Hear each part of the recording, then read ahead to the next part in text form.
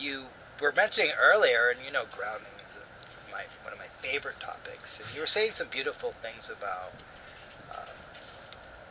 like almost having your physical needs met is part of grounding, where you've got your anchors, but not crutches or things that are holding you back, but things that you build upon. Right. Can you speak a little bit about what your take is on grounding and your experiences with it? That's a great question. I have a very high RPM rate in my energy system. I rev at a high rate of speed. My mind works quickly, and a lot of times that disconnects me from what's happening around me because I'm already 5 steps ahead of whatever you're talking about. And so for me, grounding has been imperative. I find that when people get on a spiritual path, they sometimes start revving at that high rate of speed and reaching higher and higher. And I find that they get to a plateau where they can't go any deeper into their spiritual path, whatever it is, because they're missing the connection to this real world. They're missing, how do I function with real people? How do I provide for myself here in this world and love my family and be a part of my community and get connected down here on the ground? And I think when we make those connections to family and community, it grounds us, but then it serves as a launch pad so you can go even higher.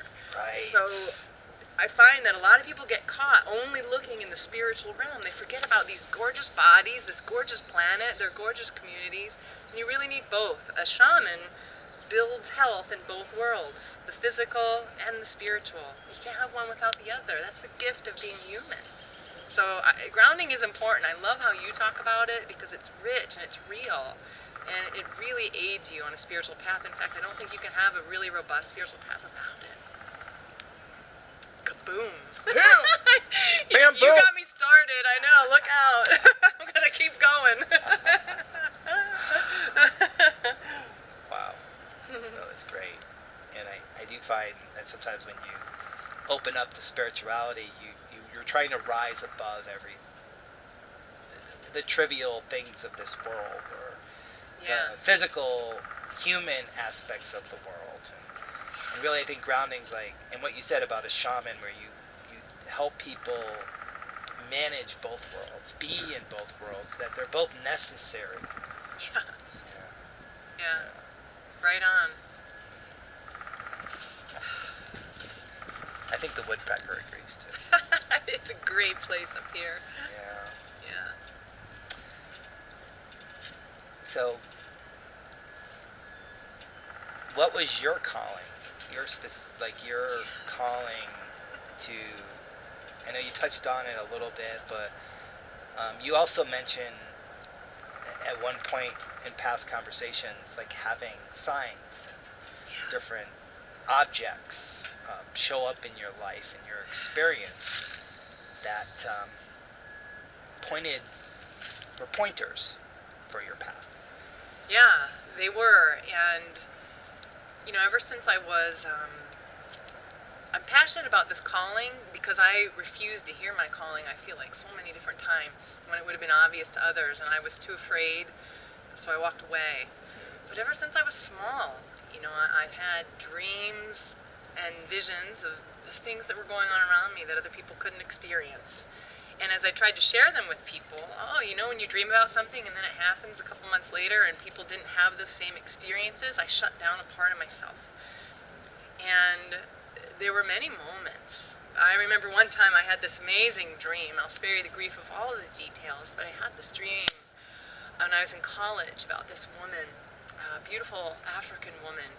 And in my dream, she turned into a crow and flew down, and she had a scroll in her hand, and she gave me this scroll. We had this great conversation. It was just magical and mystical. And I woke up, and a couple months later, I was driving to the Shoshone Indian Reservation with my best friend, Hillary, and I was telling her about this dream. And we were doing ceremony in the morning, fire ceremony, a lot like this, and I'll be damned if that woman didn't walk out from behind the fire. And it was really the first time where I had someone acknowledge the reality of this unseen world. And she said to me, I would like to teach you in the ways of the Lakota. And I said, that sounds great. And I threw up in the desert for 3 days and ran home. I was too afraid. I couldn't do it. That was when I was 23. There were other moments. People gave me amazing gifts. Pipes, dream catchers, amazing moments. And like I said, it wasn't until I got, brought to my knees where I just had no other choice but to listen to the truth of my heart, which was to really figure out how to make these gifts that I have useful in the world.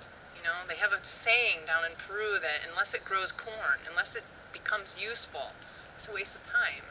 So it's great to have these dreams and visions, but until you learn how to really use them for the benefit of your community, they're just cool experiences. So we have to translate our medicine into useful tips and help.